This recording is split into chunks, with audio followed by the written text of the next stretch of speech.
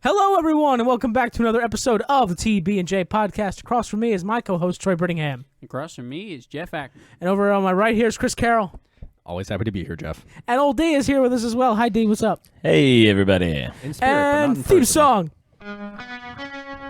TB&J!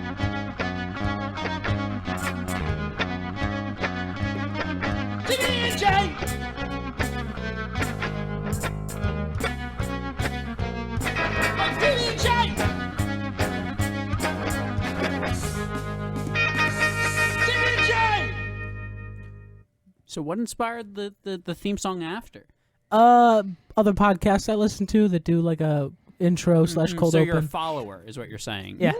Well, I like it. much. It's Let so- the boy be. Let him try his things. It's so that way the listeners can hear who's on this episode of the podcast and Meanwhile- then tune the fuck out when I'm not here. Meanwhile, the creepy hermit that lives in a mud hut is with us today. Hey, everybody. It's good to be here.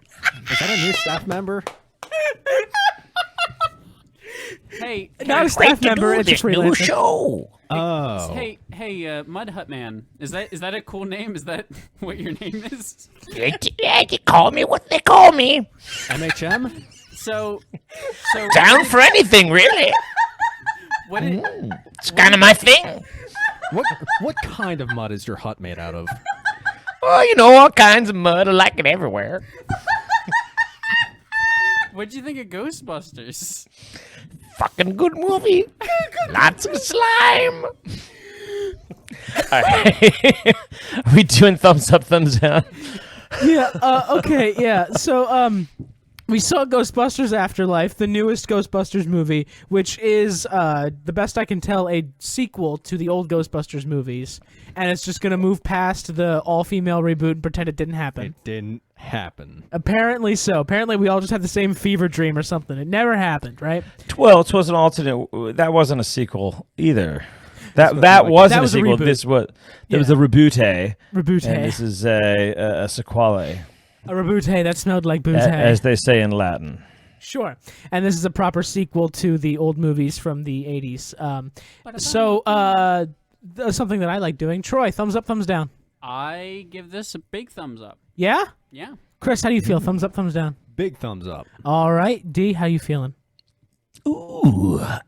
We You asked forgot to ask me. No. I don't know why I went to this Mud guy. Man. Immediately, Mud Man is my kind of excited about everything. I dare you use that I voice in did the enjoy bedroom. this. It was a thumbs up. Thumbs up. All right. All Thumbs right. up. It was a thumbs up from me, too. Guys, this might be the first movie we all agree on. Except for maybe Boo! Eternals. Podcast over. Dun dun. All right. We'll see you next week with something See you next week, else. guys. Good to see you. No, absolutely not. So, real quick, I know, D, you've seen the Ghostbusters movies probably when they came out because you're so ancient. Old. Old. Old is what the Yes. word is. Yeah, you're probably there. From a mud hut. In your, you probably were streaming in your mud hut back in 1984. His mud hut is actually Yes, just that's his what we were grave. doing. Yeah, Yes. and on streaming on my Betamax.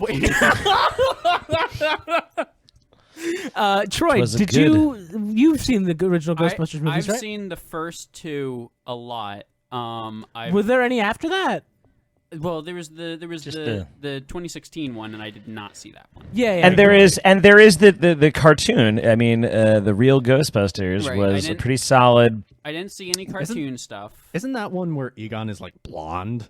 No, they're all Well, they different people. they actually changed the hair colors of all of them to avoid likeness issues. So everybody has a kind of and everybody has a distinct hair color. Like they definitely Peter doesn't look like Peter. So they are still the same characters then. I thought they were different They- people. They're like an alternate version, but like a really slight like if Marvel Universe proper is in the comics is the 616, this is like the 617. It's like just a little bit different. It's Sony's universe. Just yeah, it's just to fit the cartoon aesthetic. But those were actually really well done. Those were done by I believe J. Michael Straczynski, who ended up doing like Rising Stars. He did like a bunch of sci-fi stuff. I think there was like this big Babylon 5. I think he did. J. Michael Straczynski wrote like all of that, and made like a nice little kind of pocket like mythology in that. And Peter Venkman's voice was the same as Garfield, Lorenzo. Lorenzo Music. Yeah, I think that's it, right? Yeah. And it was because that that's pretty much Bill Murray, right? And then eventually Bill Murray was Garfield, right? So it all comes around. But yeah, no, I saw a lot of Ghostbusters as a kid. I mean, this is still a classic. We still watch. Ghostbusters 2 is absolutely a staple at New Year's. At New Year's, really? It's a New Year's movie. So, Okay. So you are a Ghostbusters 2 fan? Yes, absolutely. Huge Ghostbusters 2 fan. Just I like all of it. I think it expands I think it does a great job, kind of like expanding the universe. I love the idea that it plays as a like a joke, and like it makes sense, kind of how they fell out of fame again. It always made sense to me. It always feels a little cheerier, like it's just it went from 84 to 89, and they cleaned up New York a bit, like, but like otherwise it's still pretty tight. But I asked because I want validation because I also like Ghostbusters 2. Yeah, of course. Oh, Ghostbusters 2 is dope. I mean, come on, Vigo. Is it? We're not here to talk about Ghostbusters 2. To be fair, I'm not getting it. We should do their own spectacle. They're great movies. I was going to ask, is it a hot take to like Ghostbusters 2? It's kind of like a 50-50 movie, honestly. Okay, I didn't know. So, you want to watch it this New Year's, Jeff? So here's the thing. We should. You guys can rake me over the coals real quick. Never seen Can't wait. Ghostbusters before this. In a weird twist of events, Jeff's the one under the rock today. Yeah, because I have seen the original Ghostbusters. All right, well, Chris, how do you like them? Sorry, what? How do you like the original? How did you like Oh, them? I love the first Ghostbusters. I haven't seen the second one, though. Okay. Wow. Yeah, But you can't have loved it that much if you never found time to see 2. For some movies reason, aren't something I typically go out and watch. that's true, and that's the thing. Movies are something I go out and watch. I seek them out regularly, and for some reason, Ghostbusters just completely flew under my radar. I completely skipped it in Ghostbusters 2. I knew about it. I knew all the cultural references. I knew all the memes. Could you imagine not knowing about it? Right? But like I've Ghostbusters? Well, I'm not Andrew Panton. Bust a ghost? Does bustin' make you feel good? Wasn't it? Is that what Slimer is? Wasn't it the Dan Aykroyd's character that gets like a ghost blowjob in the first movie? Oh yeah. Wasn't that a deleted scene? No, it's Listen, guys, the kids are here to talk about Ghostbusters Afterlife. They should go see that blowjob scene, but we'll do another podcast specifically and have a deep dive, no pun intended, into that one. Ooh. Nice. Good no, job, man. So it gets real deep in there. I mean, little do you know, I was that ghost. I was a banshee. I'm liking Mud Hut Man a little bit less now. Oh no, Mud Hut Man's my favorite. Oh, you don't know that. Anyway, well, all right. So what did you guys like about this movie? What did you guys like about this movie? Because I know what I liked about this movie, and I know what a lot of people seem to hate about this movie, which I get a lot of the criticism, but not all of it, and I have my own reservations here. So what do you guys think is good about this? So I knew Harold Ramis unfortunately passed away some years ago at this point. So it's pronounced Remy. Is it No, Remy? No, 100% Oh, it is no. Ramis. Okay, I don't know, but I knew that the guy who had played Egon had unfortunately passed away. So I knew that when they did this movie, I was wondering how they were going to address Egon's death, or if they were going to recast him. And it turns out they do actually just have him get killed by a ghost in the very beginning of the movie, and like spoilers. Yeah, the very beginning of the movie, they have Egon die, and I'm just like, okay, well that's actually a good way to address it. I wonder if like his death is what brings them all back together, but like no, for most of this film you never even see the other three, and for they're only in there for like a total of like 3 minutes. Yeah, at but the it's a very great 3 very end. minutes. It's a solid 3 minutes, not gonna lie. Is But, it? like, I mean, Is I it? thought so. Did you guys like that? Yeah. Did you guys like that? Did you not? I think it's. I mean, listen. I liked seeing the guys back together again. I liked that they showed up and they got their shit together to help out. That Gozer was back. That it was a whole thing. Mm-hmm. But it wasn't quite entertaining. Like they looked honestly like hunched over. Bill Murray didn't. I feel have like a single funny, like he had nothing. This is very phoned in, and there's nothing that he could kind of. They didn't give him anything to say or do. Did you watch the post-credit scene? I did. No, I did see the post-credit scene, and that was the best thing. That was the best Bill Murray of the movie. Yep. But it was like you said. It was like that's the only thing he comes in for, and that's a great scene. I love that. I felt like I mean, what I really liked about this movie is that it felt like I could watch a movie with like I could watch a continuation if they had like Dan Aykroyd and Ernie Hudson and Janine and these kids. Like I could go for that. Like I enjoyed the other post-credit scene. Did you guys stay for the second part? There was a second one? I didn't know there was a second Yeah. one. I didn't. Troy, fill us in, please. This is why I hate post-credit scenes. It's hard to explain. It's Ernie Hudson. It's not well executed. Yeah, he's. So what I'm supposed to gather from it is he's starting a new Ghostbusters, right?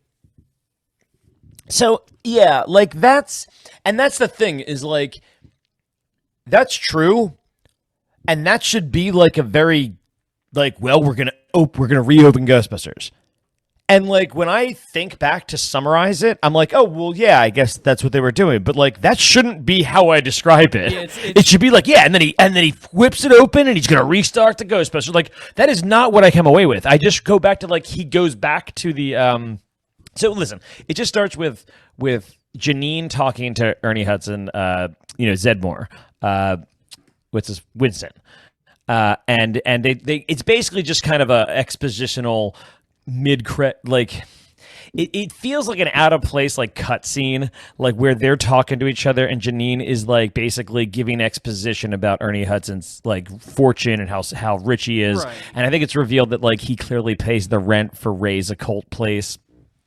Ray's occult store. Like he just pays the rent because he made it rich by in business, which I think is great. And then they kind of and then he gives a little bit of exposition of kind of how he made a name for himself and built his name. I could do whatever. I could build anything.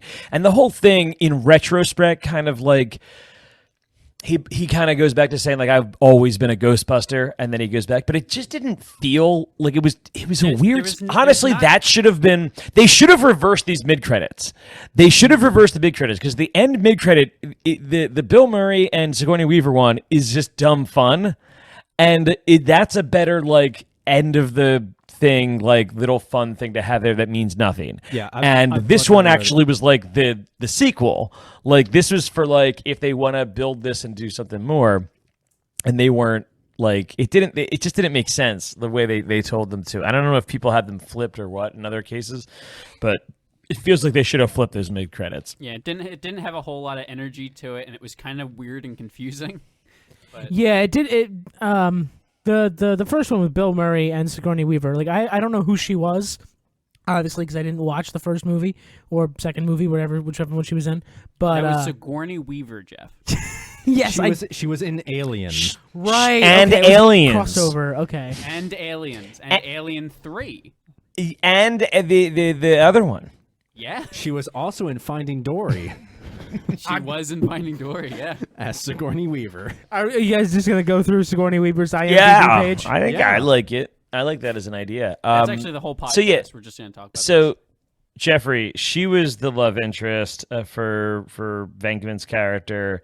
They're referencing a scene which she doesn't really have anything to do with except for being the big female in the movie that is kind of in a reverse situation a little bit. Like they introduced Peter Venkman's character by by having him he's doing like I forget what his psychology experiments, and he would have like some saps who volunteered for it, like one pretty co-ed and one like nerd freshman, whatever, and every he's saying like, what do you see like the card, do you see behind this card, like what's behind it, like a triangle or a square or waving lines or whatever.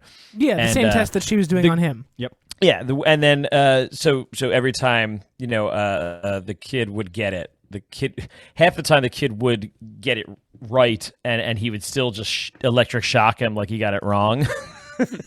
And then every time the pretty co-ed like guessed, he would just he would just say she got it right, regardless of what it is, and just flirt with her. Are you sure you're not cheating? Yeah, it's like, can you see these? And it's like he would like notoriously like not flip them over to show that she got it wrong. He would just like say that she got it right. But like, yeah, it was ridiculous. So they were just reversing that, and it was just a nice little playful scene, but completely meaningless, and it didn't even make sense. Like, why would she even know about that? Right. But fucking the whole movie. So it takes place around Egon's granddaughter, basically taking up the mantle as like the new smart person who's trying to get the Ghostbusters back together, kind of thing. Not really back together, but she's trying to start like a new branch of them. It's her and her brother, and then brother's love interest. What are you talking about? This really doesn't have much to do with it. They get there because Egon dies. She's estranged from them, and they pick up this house hoping that like it would be worse with it, but it's just entirely in debt, and they're kind of fucked. The kids try to go to school. They're going to summer school, right? Like the kids are going to summer school so they can start. I think that's the situation. And then Sexiest Man Alive shows up, and he wants to be which was Paul Rudd. Sexy Man is Live, which gosh, man, I do love me some Paul Rudd myself, and so I can't dislike the guy at any given point in this movie. It's fun. I really enjoyed the child actors, and they did a great job. The casting. Yeah, that was my big takeaway. Is like the whole sort of like joke is that like child actors are always bad. They're like the best too in this movie. Yeah. McKenna Grace, who plays Phoebe, is absolutely outstanding, and she's only 15. Mm-hmm. And I don't know how old Stranger Things is, but he did a good job too. Well, he didn't. He's talking about podcast, which is the dumbest name. Yeah, I hated that, but I really like. Who wants to listen to a podcast? Yeah, that character, that little kid came on screen with the way he was just like talking and interacting with people, and I texted my fiance and I was like, I feel personally attacked by this character. This is something that they're doing though, because if you've watched another like Disney like the Mighty Ducks reboot, there's another character who's exactly like this. Literally, is just constantly podcasting. That's because it's honestly, I've never met a kid that podcasts. Like, what are you talking about? It is literally only. Yeah, it's only like aging millennials. Yeah, that are podcasting. I feel like it's 20-year-old white men who want people to listen to them, which is us. Yeah, pretty much. That's me, and I didn't correct him. He's like, oh, you think I'm 20? All right, let's keep that going. You're old. Let's go. Like 29. Yeah. Listen, guys, I'm clearly in my 30s. All right, Grant. All right, Honestly, you so look like a 50-year-old like football coach with the way you're dressed. Oh, right, because of No Shave November. Sure, if that's your excuse for it. Can you hold a clipboard up for me real quick? I just need to see the clipboard. Can you hold up a clipboard and then point at a ref and scream, "You're out of your fucking mind," and then just throw the clipboard and storm out, and then like bullshit. As you storm out, like wave your hand up in the air, just like audio listeners. Yeah, perfect. How's that? How was that? A little too well. Audio listeners, just take our word for it. He does look like it. They're all audio listeners, Troy. We don't have a video component to this podcast. When am I going to get a video component? How about now? When you buy me a GoPro and a headband. All right, well. POV shot. It'll be a POV shot. You guys can see my computer monitor and all the levels of us going up and down and shit. You can Hey, see let's how gonna give the rest of the confident Jeff podcast is in like audio this. engineering. Hey, that's You can't, a little. just so you can't see my Just my kidding. plays I'm calling. I'm just gonna do the rest of the podcast like this a little bit. Yeah, you gotta Hey, let's, cover your mouth with that cyanide and covered. happiness joke book. Hey, let's get talk some about more- Ghostbusters. Let's get some more visual Yeah, jokes no, in here. the Ghostbusters. Yes, just cut all this. So the kid's good, but the podcast guy was on like they did the same thing on Mighty Ducks. And there was this another kid. Actually, it was one of my favorite lines where the kid's like, they're like, you should join the team, the hockey team, and he's like, I have more of a podcasting body. That sounds like a good joke. I was like, damn it, that's funny, but I'm attacked. And then when the kid said my name's podcast, I was like, fuck, that's just dumb. They should have named him. I liked the kid, I liked the character, it was all fine. He just didn't need to do that. We'll But find I out did his like real that. name I in the did next- like that Ray was. next I did like movie. that Ray was his only. In the next listener. movie, he's like, "Oh yeah, my name's John Venkman." I would hate that. But The name's Did- Venkin. Podcast Venkman. I think I might honestly hate that worse. D is right though of like the one of the funniest lines in the movie is still at the very end, Dan Aykroyd just being like he's like you're my subscriber, like the one subscriber. Yeah, You're my the sub- podcast yeah. says to Dan Aykroyd, Yeah. "You're my subscriber." I was And then he agrees that like it took to like episode 67 to get its voice, but He got his voice in episode 46. yeah. Listen, what does Dan Aykroyd have to do besides from creating weird He's the Crystal one who Skull would listen vodka to and it. listen to podcasts? Nothing. Ernie Hudson pays his rent. Apparently so, but like it was very. I did like that she did make a friend who like is super into the occult and conspiracy theories and ghosts and stuff. Because when we met this girl, she was very clearly a skeptic. She says, "I don't believe in ghosts," and then like she starts having these encounters because like Oh my God, she didn't believe in no ghosts. Well, she wasn't afraid of no ghost. Was she afraid? Oh, of she wasn't I afraid of thought no you ghosts. said you were a Ghostbusters fan. No, and I speaking of ghosts, it was a pretty nice touch how like she finds like the I can't remember the name of the device at the moment. It's never named in the movie. Proton pack. No, the little sensor. handheld Oh. sensor that detects where They ghosts do are. have a name. Yeah, they do have a name, I'm sure, back in like the first or Like second an movie. EMF reader. The Something like that. The beep, Yeah, beep, I think zappy, it is an zappy EMF reader. radar. Yeah, and then she Yeah, uses it's that. almost EMF stun reader. gun, which is weird. Yeah, she uses that to like follow Egon's ghost down into his secret lab in the basement, and he like shows her how to repair his There. proton pack and how to get it up and running. And he Just it's sounds done, wrong when you say it that way. The visual shut up. The visuals are done really nicely in that like he's controlling like the desk lamp and like He becomes the zooming it in Pixar on lamp. things. Basically, he Yeah, becomes the it Pixar wasn't lamp. like you know what it reminded me of?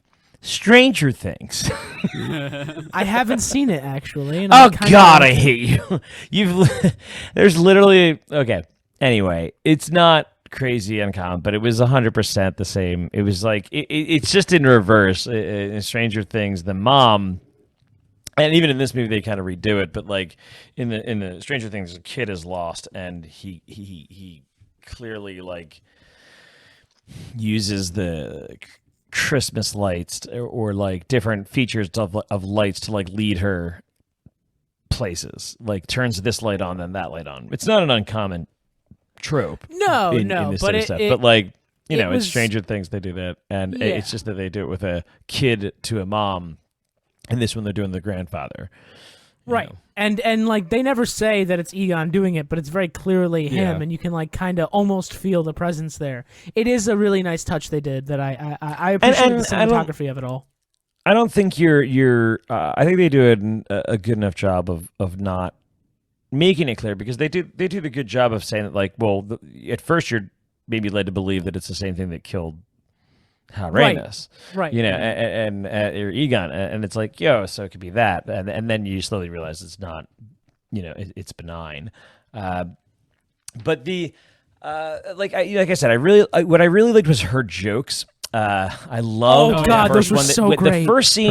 the first scene with her and Paul Rudd, where I forget, I think it's a joke about atoms, and she's like, because they get everywhere. or something like that as because the they make up punchline. everything. Because they may, you can. Why that was can't you her believe in joke in the Adam? Is because they car. make up everything. Yeah. She And didn't then say that to any other person aside from her family. She made a hers geometry was, joke. Yeah, hers was the geometry joke to him. What was the The geometry joke? triangle obtuse. Okay. One. Is that a geometry joke? I hate it. I but liked love I liked both jokes. I liked both of those jokes, but like when she winks, it's so weird. It's so And it weird was 'cause so there's well no emotion done. in it. And it was so well done, and I felt like Paul Rudd reacted so perfectly to it. It was just, that was such a great scene. I was like, this feels really fun.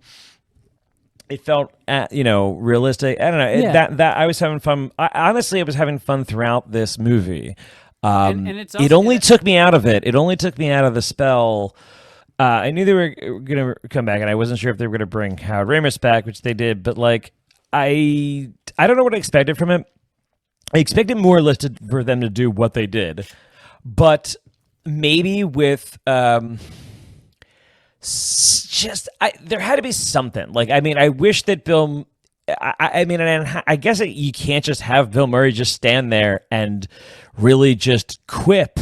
He has to kind of have some minor storyline to even quip, like to kind of quip about, to like, he has to have something going on. He can't just come here and be like, well, listen, this is not the way, because, and that's what he kind of does, and nothing really lands. I couldn't tell you anything that was said. There was no line from any of them that did anything. And the only line I really remember was she uncrossed the streams, which apparently happened, and when Ray says, he's the subscriber to podcast, and the rest, I don't know anything else. Like, I don't know anything else they did, so none of it was really memorable. It was just the fact that they showed up. And I was about to say, them being on screen was pretty powerful, but nothing they said was particularly memorable. And I think that That's probably by design, because I was literally about to say, I think that was on purpose Bill because Murray- they want the focus to be Phoebe and the new Ghostbusters rather than the old guys. Yeah, Bill Murray could probably steal that entire movie within like the 15 minutes he's there. Granted, I could just be making excuses for some bad writing, but I think it may have been bad on purpose because they don't want the old guys to come in and immediately steal the show. The way that, I get it. like fucking Harrison Ford stole the entire show when he shows up in Star Wars 7, and then suddenly no one gave a fuck about Rey or Finn. But like in this one, they avoided that by not really giving them anything significant to say or do other than help Phoebe capture Gonzo, or whatever the fuck its name was. Gonzo. Gonzo. It's Gozer. Gozer. Gozer. Gonzo is something different. They're going for the fucking Yeah. Muppets. Yeah. Whoops.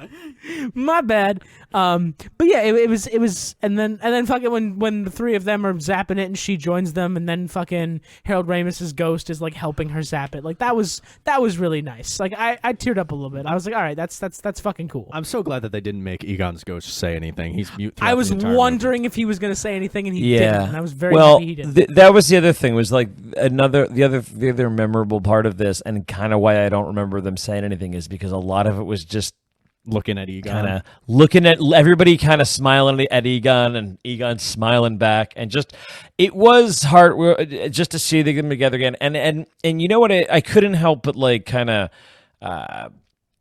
understand or feel more of the I don't know, like the meta closure that's kind of going on here, Right. because Howard Ramis and Bill Murray kind of famously were at odds after Groundhog Day and all this stuff, and like they really had a falling out throughout the end of their until he was on his deathbed, and they did apparently reconcile on his deathbed, but you could understand that it was also like Bill, I think regretted not doing it sooner. making amends sooner, and I think that Bill Murray had said he would never do the Ghostbusters, but I think unless he was like a ghost, or unless he was a ghost in it or something like that, and then he's literally done the 2 sequels since then. Like, well, I mean, and also, and I think he's also just, this- and I think he really wanted that spiritual ending to this, and I think he got it there. and I mean, it's also sort of like a father-son story written by the son of the guy who did the first one. Like, I think that there was a lot going into this one. Where There's a there lot was- yeah, of you love could feel poured the in- story poured into was- this movie. but it heartfelt, also yeah. doesn't feel like it's too like on the Sanguine. nose similar. Yeah, it does feel like Jason Reitman's Ghostbusters. Like he does do Yeah. his own stuff. Yeah, that's true. And one of my biggest compliments for this movie that I fucking was my biggest negative for Eternals was that this movie did not overstay its welcome. Mm-hmm. This movie Right, felt no, like it it was was a concise quippy. story and it wrapped up when it needed to, and that it's was also that. it's also weird because it's like, all in all, it's kind of slow. Like Yeah, it's a it pretty really- slow burn. It really takes time. it really to, is. Like, show everybody. Like, there's not a ghost in it other than the beginning. Like, there's not like an actual like ghost scene until like way into it. Yeah, it Yeah. takes a long time for them to actually like introduce a ghost, and even then, like it's They just sit in it. yeah. They just sit in it. Yeah. And like I guess you could argue that they introduce a ghost earlier on when the invisible Egon is like showing them around the place. Sure. But like I would argue that's not really the ghost proper. I mean that's just That's Egon. it's just Egon. I don't know how else to describe it. There's just a lot of setup, and it really relies on you liking the characters that are being introduced, and they don't rely on anybody old for a while, other than the what's your name? You just said it 10 seconds ago. Janine. The actress? Janine, thank you. Janine, I'm sorry. Like she's the only Yeah, they one who rely actually on her shows up to- at the beginning. Yeah. And But she's only there. she's only in there now. for yeah. And like after that, it's just sort of like the imagery is the thing that has like any sort of nostalgia to it. And I've also been hearing a lot of people mention that like, oh, it really banks on like nostalgia and stuff like that, and like people are real kind of curmudgeon-y about that. And I am somebody who like when they just bring something back and then just stick a bunch of stuff in it and it's just a nostalgia trip, I hate it. But this is like you do need some of it. Yeah. You can't just make a sequel or something like you can't reboot something that's like a old Yeah. famous franchise. If you're making Superman, you don't not like kind of hint at the cape or Yeah. kind of reveal the cape like slowly. I don't know. You're gonna do the things. You're gonna Yeah. kind of hint at it and pop at it. And I think the better. Especially if you're having somebody rediscover it, and that's kind of the premise. Like, and it's a sequel where people are, rediscovering the thing. Like, you have to, like, what it is, but they don't yet. And, And, yeah, it's I mean, like, every talk single about it. time, every single Like, time even- there's, like any machine or anything, like there's it's like a little jingle. But I mean, like, that's literally everything because, like, like, fuck it. When you watch Independence Day or you watch something like that, and like they'll be like, "It's the end of the world," and is that song's in the thing, and it's a joke because you know it's a fucking disaster movie, Right. You know it's because you saw the preview for it, so like you get the premise, and they're just gonna like. I don't think it was anything There's more than somebody that. definitely walked up to the movie theaters in the early 2000s, looked at it, or not earlier than that, and looked at the movies playing, and they're just like, Independence Day, that sounds patriotic as fuck, and they just walked in. Yep. Yeah, absolutely. What are all these They aliens didn't doing? know. That has Their nothing to do hell's with totally America. unbelievable. No, that actually has quite a lot. What to does do he with mean America. it isn't an American holiday? What does he mean it ain't an American What could be more holiday? patriotic than kicking out Everybody's. Oh no. Oh dear, Oh, oh no. dear, oh dear. Uh, Back to Ghostbusters. Please. I do enjoy. Um, I enjoy is the wrong word. I found it really odd how they introduced this girl, and she clearly looks like Egon. They did a really good job with hair and makeup and the glasses to make her look like fucking Right. Egon. And like we, as the audience who know Ghostbusters, maybe not the children who've never heard of it before.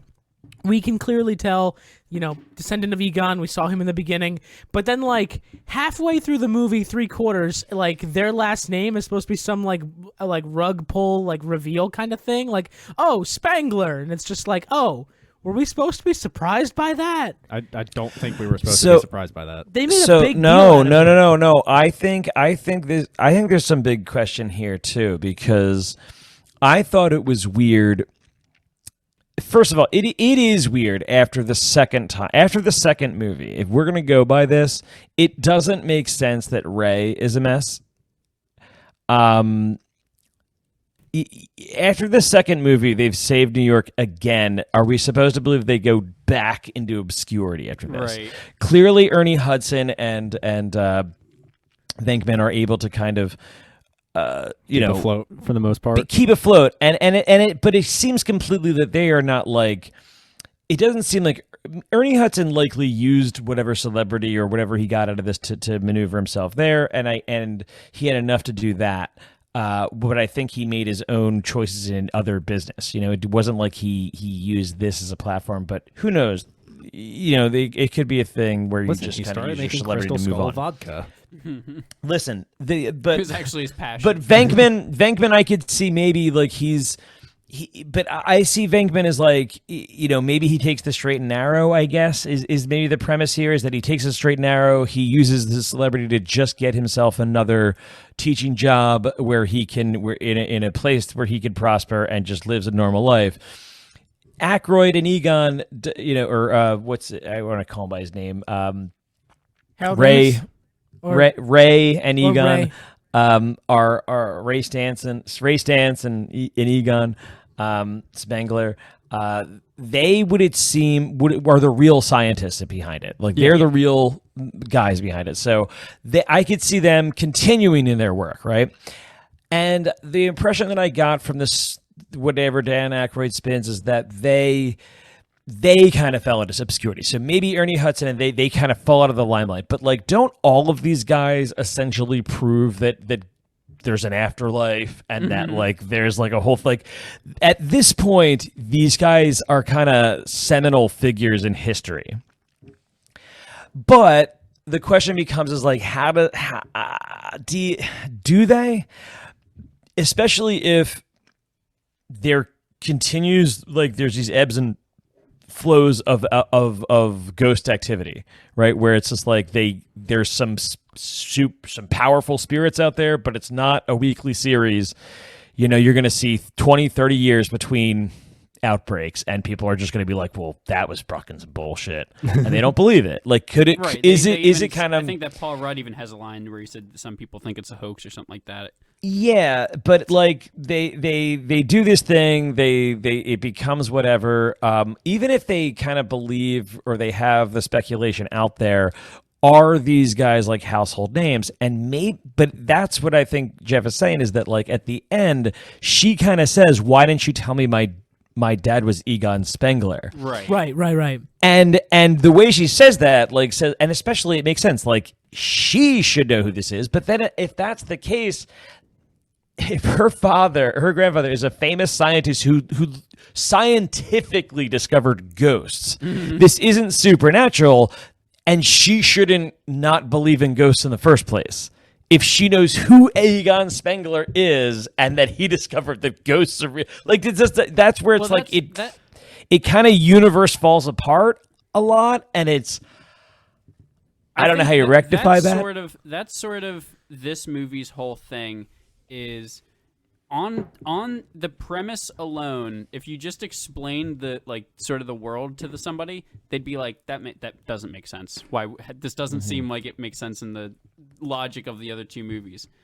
But it's just such a cool warm time through the rest of it that you're just sort of like, until afterwards you're just like, oh yeah, that doesn't work. But like in the moment, it doesn't pretty add up. Listen, if we have people doubting the validity of vaccines, there's people that doubt the validity of ghosts. You're not incorrect. Yeah, that's not wrong. But that's not what I'm really saying. I'm talking about the literal character that they've established should arguably believe in ghosts, or at least the theory of it. And if she believes, and she's like a super genius kid, she should know who Egon Spengler is. And even if she thinks Egon Spengler is a crackpot, like, is that the impression that we're supposed to get? That like she's saying, oh, Egon Spengler is a famous renowned scientist, known for kind of blabbering about ghosts.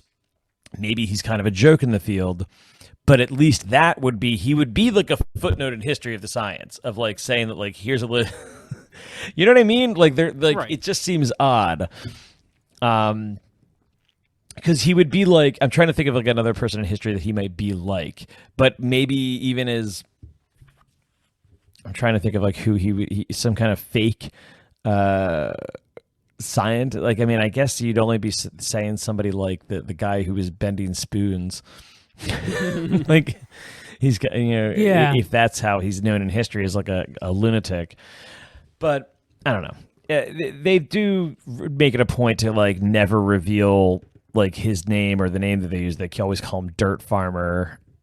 They never quite state who they are talking about. So fine. So on a different note, this is a totally different No. thing off on the this is a totally different note.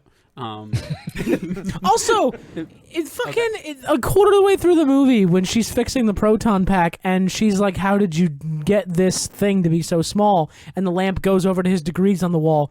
They would say Egon Spangler. She should have figured that out, like, I don't know, 20 minutes in the movie before she does. Right. No, it's the whole line at the end. It's the only thing that they didn't need.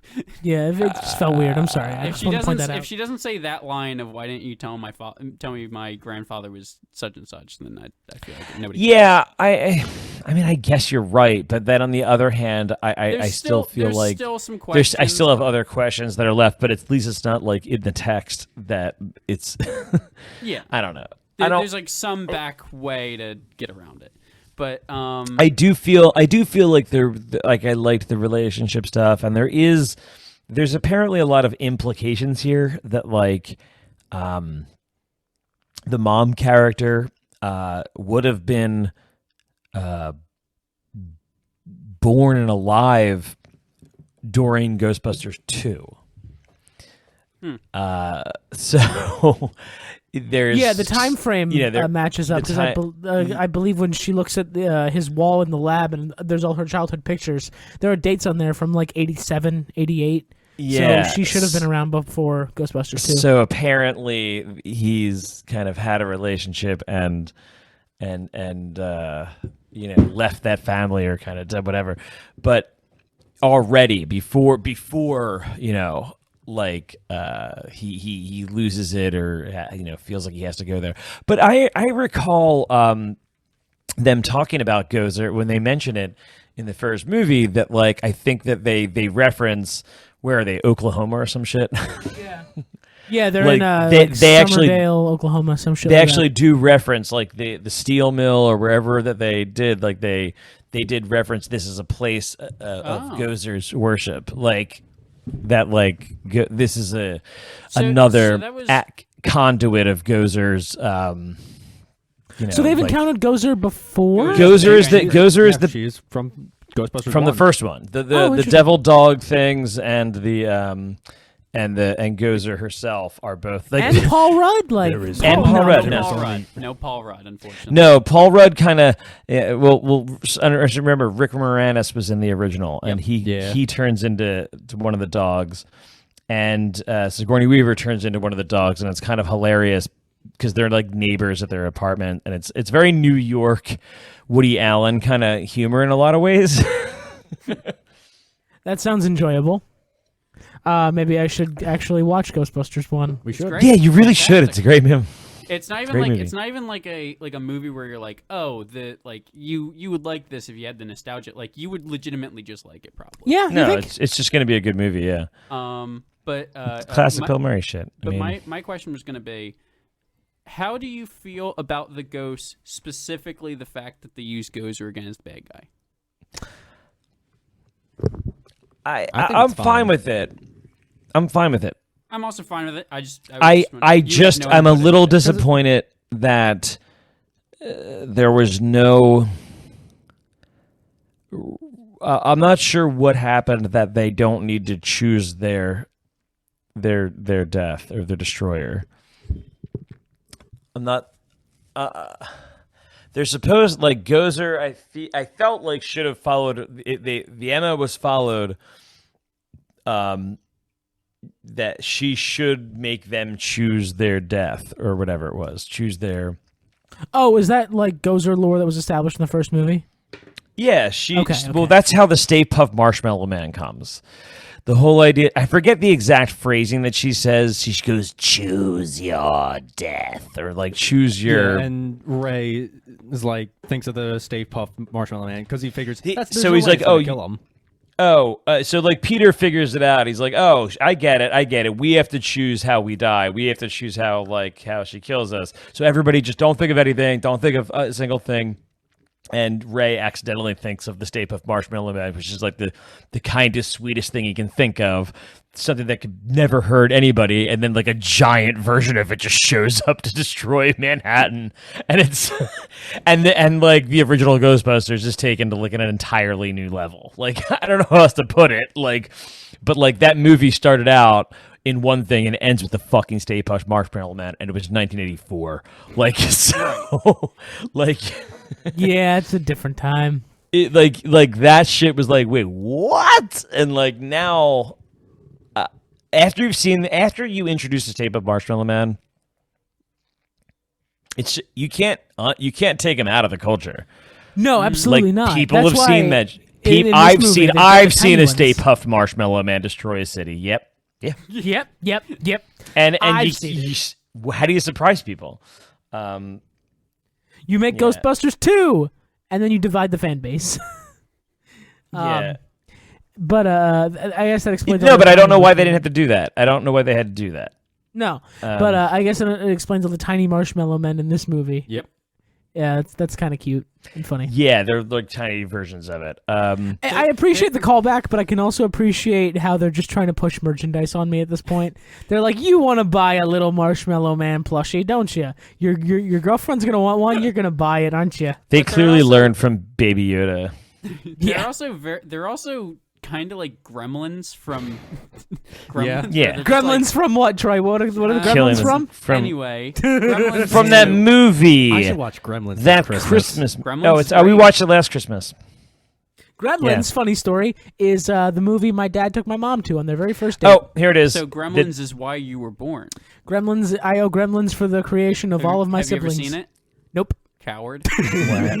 You are, if you do not All right. watch it this I mean, Christmas, you Gremlins are a coward. clearly made my mom hot. I don't want to watch that movie. The disembodied voice of Gozer All right, demanded that the audience. Ghostbusters, quote unquote, choose the form of the destructor.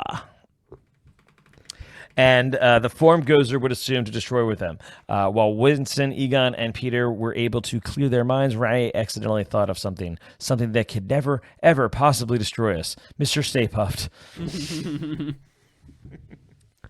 Stay Puft. So another thing though, the what are they called? The gatekeeper and the keymaster? Yep. They Super generic names. they look so good though in this. Was it practical effects? I think it was. I think it was a mix, but I can find out. Maybe. they look I think the close-ups were definitely practical. yeah. Maybe and when it's like running through the street, it's looked, CGI. It looked real when it was eating out of the dog bag, but they look so good. As soon as they showed up, I was just I like, thought they looked all right. Yeah, I don't remember them looking bad, but they can do a lot with CGI. I don't know. that's also true. But these just seemed really like there to me, except for maybe the scenes where they actually like lunged at people. Mm-hmm. But like like when they bust out of the supermarket. It's I'd assume CGI'd, right. but it looked fine. It looked good. They probably busted some of the glass really anyway, but it didn't. So the only thing I can find directly related to that is that Finn Wolfhand, Mr. Stranger Things, Art. said that a lot of the things we saw in the movie are practical effects. There was very little CGI used. I would assume they're real. Just the Yeah. the I mean, textures. very and well. stuff. I mean, I'm pretty sure Muncher was. How'd Muncher you- was the new Slimer. How'd you feel Yeah. about Muncher? Muncher was was just fine. funny. I actually I loved the chase scene. Like, I mean, the Yeah. going around in the That car was and the dope. remote and the gunner seat. I loved that. Was great. That's fun, man. That's just straight up fun. And they edited it that well. I felt it was. I really had to give it to the casting director of this movie. for sure. the cinematographer, and just whoever, and just I guess the staging director, like everything. The storytelling was just flowing, and like you said, like it flows. It's snappy. I love watching the people on screen. It moved, but nothing was happening. And I was literally, I think I said to my wife as I'm watching this, I'm like, I feel like the second half of this movie might pop off because like it's been slow, but I've been enjoying this, and they haven't shown me dick yet. I was like, they haven't shown me anything yet until that joyride with the car and Muncher. That's like the one scene that they get, but that's halfway through the movie. Mm-hmm. And it's so hard to do that in a movie where everybody's basically already knows what to expect. Like a reboot of like a beloved thing. Like not even like, oh yeah, people like this. Like it's like one of the probably like top 10 to 20 cultural touchstone movies. Sure. Like that Jeffrey has never seen. Jeffrey's never, but yeah, it's really good. You should see it. I think we should watch Ghostbusters 1 and 2 as well as Gremlins. I think those should be a holiday treat for our fans. We should back package those two and have them be like little Christmas Day releases for our feverish fan base. All 20 of you. Yeah. So one final point I want to make about this movie is this the last movie we're watching that got pushed back because of the COVID pandemic? It can't. This movie was supposed to come out July 10th, 2020, and it just came out. Bond is out. You're forgetting that Clifford got moved back recently. Oh, I'm so sorry. You're forgetting about Clifford the big red dog. I didn't say. No, I mean everything got moved back. All the Marvel movies already still have been moved back. I mean, Jeff, COVID's still a thing. COVID's I'm ongoing. not saying COVID's still a thing, but like this is not over. This is still happening. Shut the fuck up! Shut up, all of you! No, that's not my point, you assholes. Then what is your point, Jeff? This movie was supposed to come out last year. Yeah. And now we're finally watching it. As far as movies that were slated for 2020 that got pushed to 21, I think this is the last one. Well, we're almost out of 2021, so yeah. No, I mean, I don't know. Like, to be 100% fair with you, I don't know if Multiverse of Madness by Doctor Strange was supposed to be out this year. Yeah, but like that movie's still in post-production, I believe, right? That movie's not done. But they redid a bunch of it. Yeah. But I'm just pointing out the fact that like there was a bunch of stuff that was like even Spider-Man Far From Home was probably supposed to come out last summer. Maybe. And it's now coming out here. Like I think no, 100%. Like everything got pushed back. So everything's back now. I don't know. So my point is I don't think it matters. So if we're on the back end of this conversation of this movie, I do want to point out one story of me sitting in the theater and having a whole conversation where I was like we didn't know if people were going to go and see it on the day that I was going to see it, and then I was like, you know what, I'm having like a good day on my own. Whatever. Like I went out and I got a bunch of food. I cooked it. I played a bunch of video games. I made beef bulgogi. Ooh, it's great. It was good. Okay. Nice. A real Troy day. Troy day. Yeah, it was a real me day. I was like, now I'm gonna go see Ghostbusters. We're renaming it'll be Tuesday great. to Troy Day. And then I get a message later on. And he's just like, all right, these are the seats we're sitting at 5 o'clock. And I was like, okay, I guess I'm seeing it with D.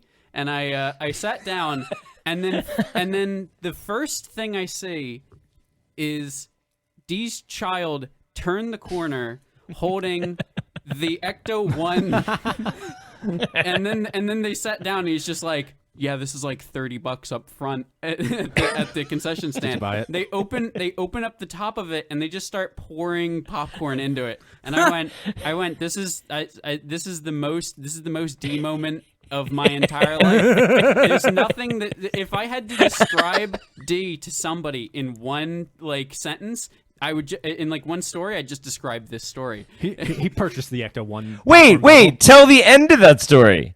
There's an end. To that The story. literal moment when he says, that is the most D moment I can possibly think of. My wife comes over and pulls a full bottle of wine out of her chest. And I went, never mind.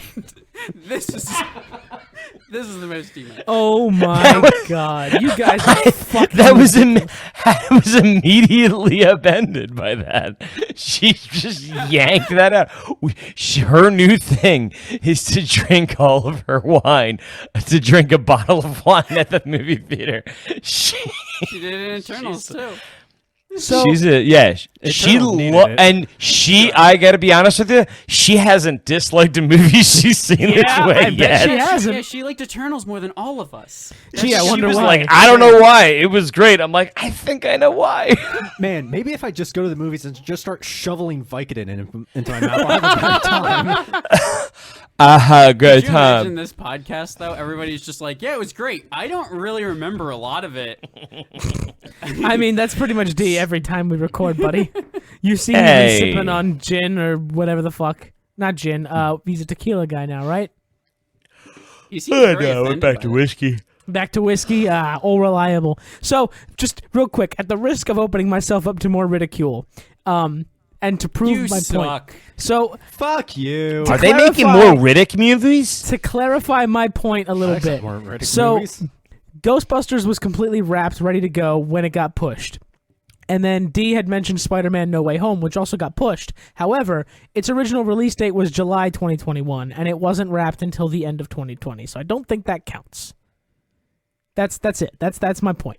Okay. Okay. Why? I think this I is don't care. I think this is the last movie, Ghostbusters, that was like completely wrapped and done. It was the editing team had given it back to the producer, ready to go to the theaters when the pandemic hit, and they were like, "We're gonna push this back to make more money." I think this is the last movie we are seeing that this affects. All right. You mean something slated for 2020? Yes, Something that was slated to come out that didn't have like James Bond and Wonder Woman, or not Yeah. Wonder Woman, Black Widow. yeah. Yeah, those actually Wonder Woman as well. Oh man, I know what you mean. what 84. if we lived in a world where they were still pushing back Wonder Woman? You know what? We're still we could live reworking in it. That blissful time. We didn't have to watch that movie. My God. I don't know, guys. It could still be good. You know what it They're is, Troy? getting- I had wished for Wonder Woman 84. I should renounce my wish. Oh no. Oh no. So that's why the monkey paw's finger is curled. Yeah, exactly. Speaking of things that come out in movie theaters, you guys excited for Matrix? It comes out on HBO Max and theaters December 22nd. Actually, no. I'm excited that it's on HBO Max and I can just watch it at home. But I have a no, confession. the answer's no. I have a confession. I may have confessed this on the podcast before. I've never really cared about any of the Matrix movies. That's fair. That's a fair point to have. When I was in my really pretentious, like super cool phase in middle school, I watched all of them Fedora on face? repeat. You mean when you Fedora wore face? fedoras? Fedora No, face. after When did that? Did end, you by think the way? did you think you could Did be you like wear the a Matrix Tommy trench gun coat? fedora wearing Matrix guy? no, Like maybe you had a striped suit? We've given Jeff enough shit. I didn't Save have some- a save striped some for suit, next but I episode. did rent one for prom. Did you No, have a no, zoot not- suit riot? No. Riot! Throw back a bottle of Jeff beer. really said that he didn't watch Ghostbusters 1, and we Zoot really just riot. decided to pick on him all episode. I'm sorry, Yeah, Jeff. yeah, that's pretty much what it was. I feel like I'm getting bullied. I Now feel like you I know owe you how guys I You so know much what? money. So Tell you what, you call in and ask us if you want us to make Jeff watch Ghostbuster 1. Hey, watch Ghostbuster. Jeffrey, This is my favorite. This is my favorite part of the show where we ask you to do this. Should we make Jeff watch Ghostbusters 1 and 2 for Christmas? we still need to make him watch Let us Fast know and in the Furious. comments. We still need to make him watch Fast and Furious too. Oh yeah, speaking of Fast and Furious, long-time listeners know this story. I'll tell it again since you brought it up.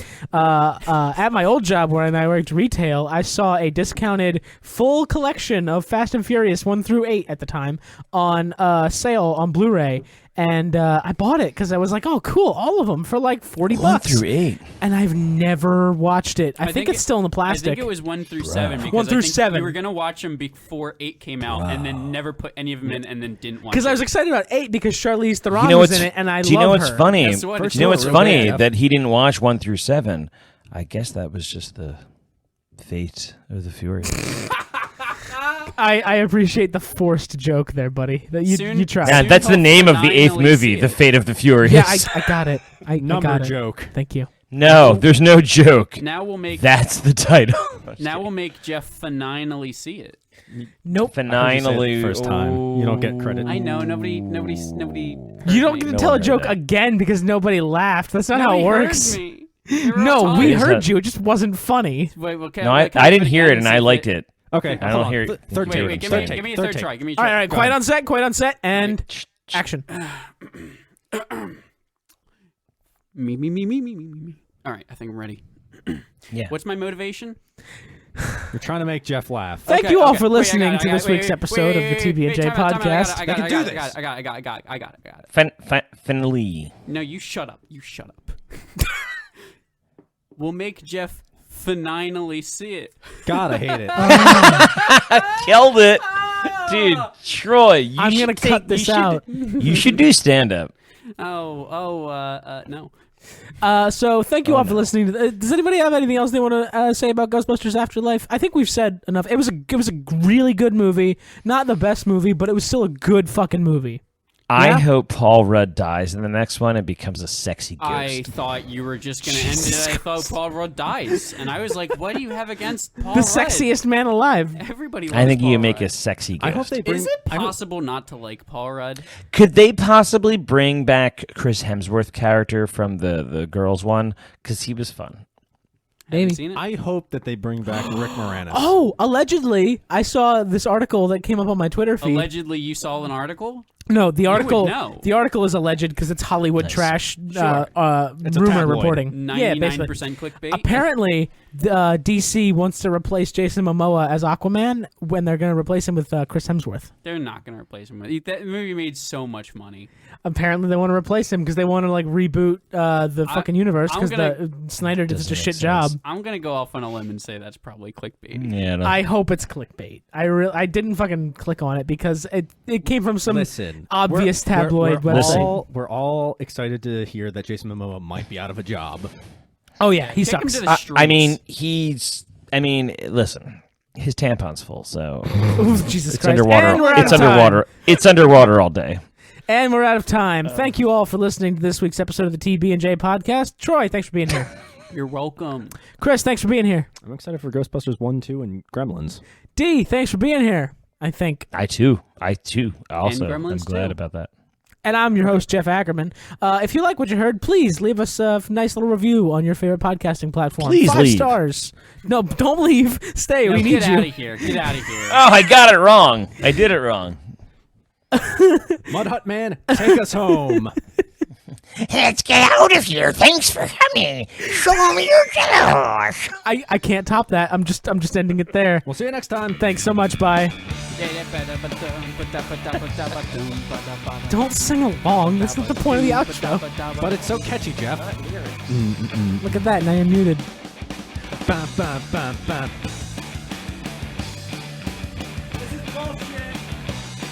I have all the power.